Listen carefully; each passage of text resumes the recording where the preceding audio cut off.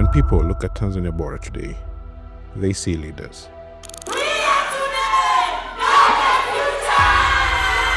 They see confidence. Kama ambavyo role model wangu Sokoine alipambana. They see creativity. They see young people finding their purpose and using it to transform their communities. But what they do not always see is the journey it took to get here.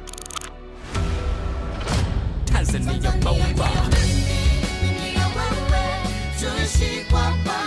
2015, Tanzania Bora began with a simple but powerful belief that young people should not only be spoken about, they should be heard, they should participate, and they should have the opportunity to shape the future of their country.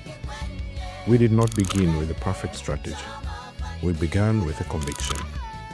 Kamwene, ugonile, shimboni, makabila ndo anamaanisha kwamba uzalendo au uzalendo ni nini? With a young team of journalists, artists, volunteers, and dreamers, we used media and creativity to encourage civic participation, promote accountability, and bring young people into national conversations. At the beginning, we did not have everything, but what we had was energy, courage, and belief that our voices could make a difference. As the organization grew, our purpose began to take shape. Media became more than communication. It became a tool for participation. Art became more than entertainment. It became a language for challenging ideas, influencing behaviors, and inspiring our social change.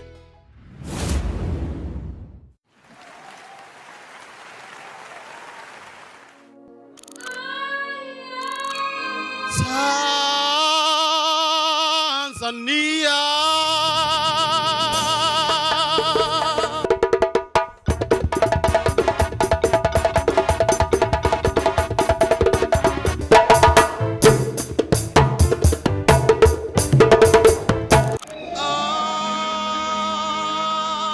It's a beautiful story of Africa. We get to tell the story of Africa.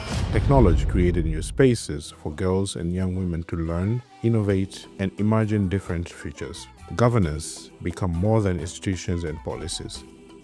It became the everyday responsibility of citizens to participate, ask questions, and help build a better Tanzania. Before we could raise leaders, we first had to help people find their voices. Year after year, the work expanded. We supported young people to participate in elections, contribute to national development agenda, create media, use data, build organizations, and engage decision makers. We worked with artists, journalists, innovators, entrepreneurs, and community leaders. At the time, these programs may have appeared different, but looking back, they were all building the same thing: agency, confidence, responsibility, leadership. We thought we were building projects.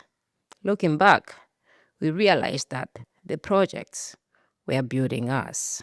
Before joining Tanzania Bora, I had so many ideas, but I did not have confidence and platform to express them.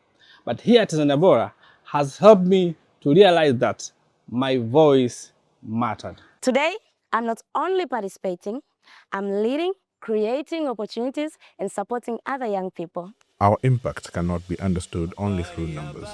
It lives in the young person who found the courage to speak, the artist who discovered that creativity could influence society, the young woman who entered a space she once believed was not for her, the participant who returned years after as a facilitator, mentor, or a leader.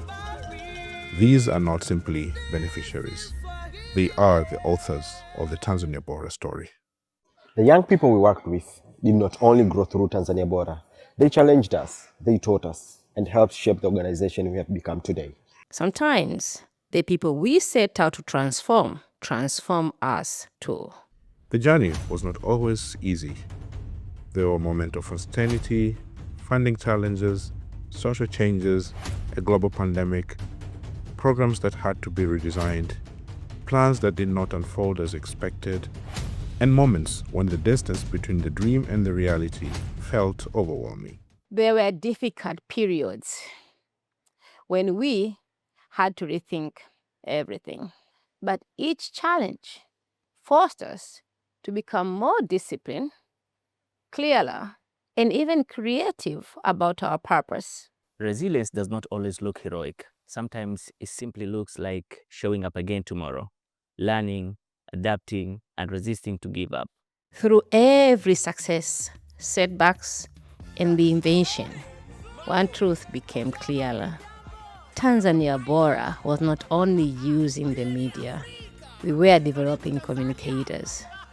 We are not only creating performances, we were building confident cultural leaders. We were not only organizing dialogues, we were preparing young people to influence institutions, communities, and national development. What began as a multimedia organization had evolved into a home for emerging leaders. Today, we raise leaders, we create jobs, we transform mindsets and influence the cultures. And we not only support them to imagine a better future, but to build it. Tanzania moja ndiyo Tanzania bomba. Tuishi kwa pamoja. Mimi Mtanzania, sisi wa Tanzania. Tumesimama kwenye mabega na baraka za mababu. Hii ni nchi ya imani na amani. From children to mamas and babies. Sasa ni wakati wa kusonga mbele. Kwa pamoja tufanye mambo kuwa sawa.